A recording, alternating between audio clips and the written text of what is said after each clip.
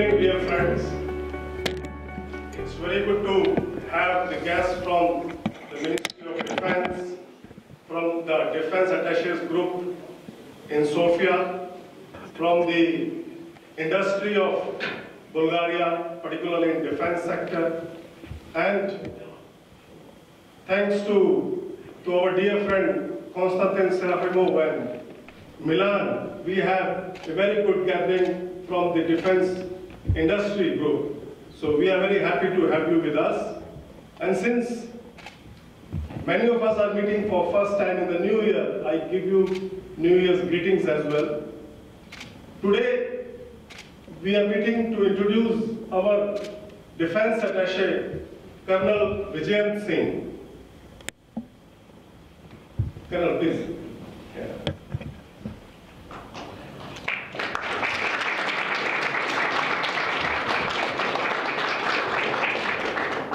Colonel Vijayant Singh is replacing a very able predecessor, Colonel Anupam Ashish, whom many of you would know.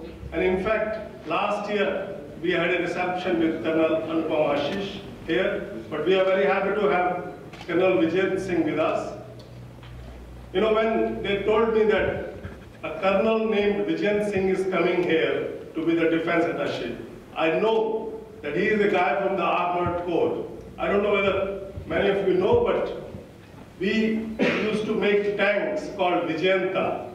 So I thought if he is named after the tank, he must be the guys from the tank regiment. So he is in fact.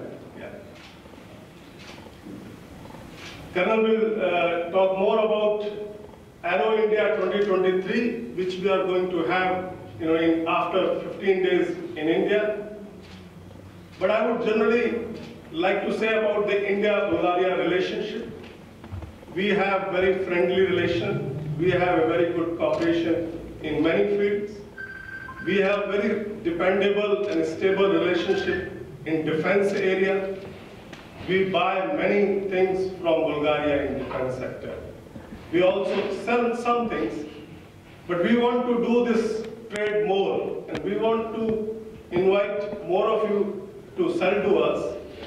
India has a big budget to buy defense goods, but now increasingly we are buying indigenously produced goods.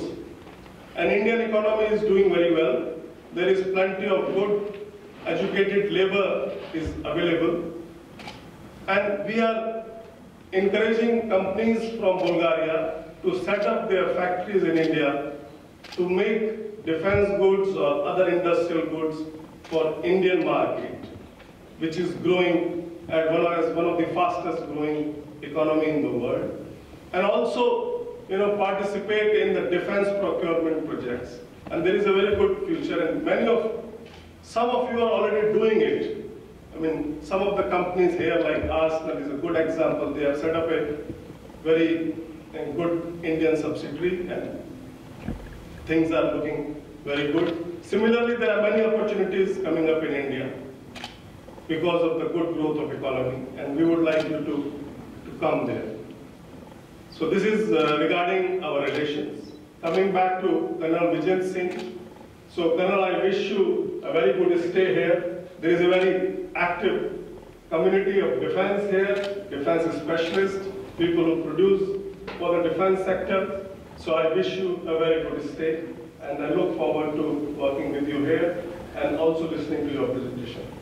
Thank you.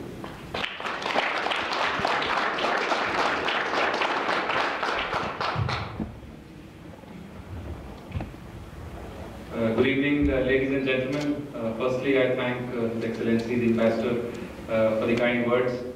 And I also thank all of you, all the ladies and gentlemen, people from the Ministry of Defense, from the defense industry, and definitely my colleagues, the defense attaches, the air attaches and the naval attaches, to spend their time and join us this evening. Yes, my name is named after a tank. Not that I knew when I was born that I joined an armored regiment. I will take about just 5 minutes to introduce to you the Aero India event that's happening later this month in Bengaluru. And just as a prelude, I'm sure His Excellency has asked me to make this presentation so that you can even hear me speak. Next slide, please. Now, the Indian defense industry, so a few statistics to start with. We have a market potential, an economy of 3.18 trillion US dollars today. That's the size of the economy we have. In fact, a large number of economies of a large number of countries just fit into the states that we have in the country. The largest, I think we can say that the largest population any country has, and more importantly, 65% of the Indian population today is below the age of 35. So that is the workforce that we are talking about. There are a large number of incentives. The government has now initiated tax rebates, production-linked incentives to make sure that there is more manufacturing that takes place in India. We have policies and provisions to make sure that doing business in India becomes easier and easier for foreign industries like all of you. Next please.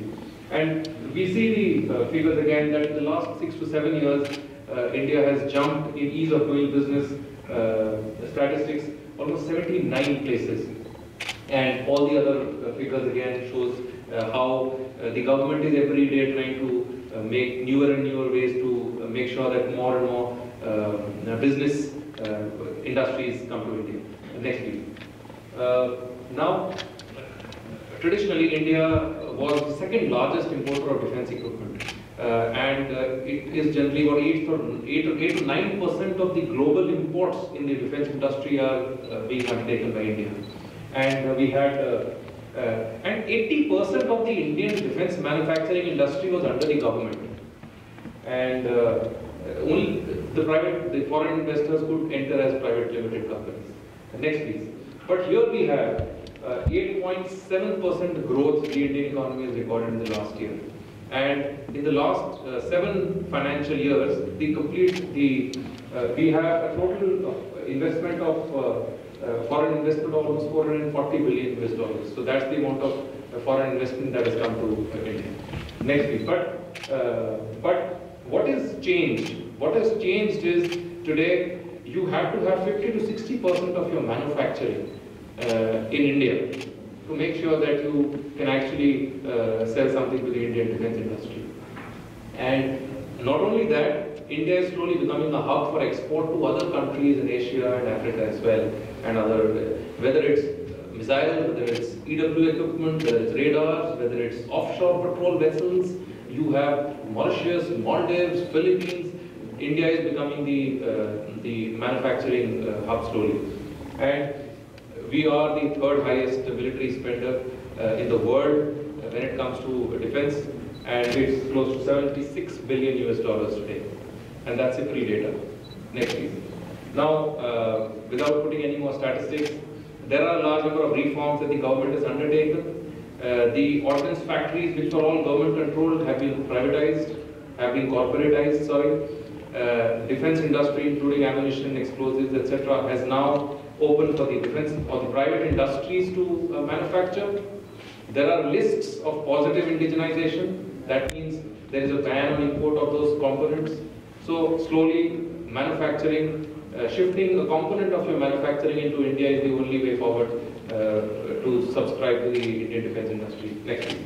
Now the Aero Show event that's later this month, there is going to be the complete spectrum of exhibits, from the tier 3 to the OEMs, from various ecosystems of the aviation industry, government to government, government to business, business to business, and there are almost 250 memorandums that are likely to be signed in this event.